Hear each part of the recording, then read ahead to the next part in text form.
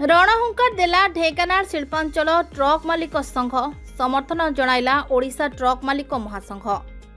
आज Dhenkanal जिलार collector office पर्यंत 300 truck मालिक एक पदयात्रा करी विक्षोभ प्रदर्शन करी जिलापाल कार्यालय मुख्य फाटक बंद करथिले।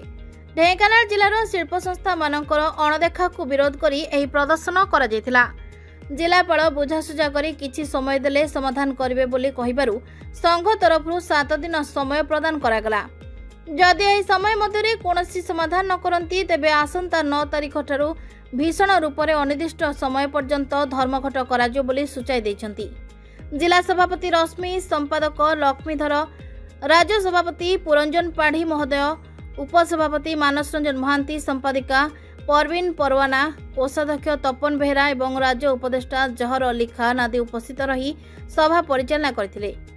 ढेंकानालु गोकुलानंद बेहरा कामाख्यानगर निहारंजन राउत रिपोर्ट, प्रतीक्षा न्यूज।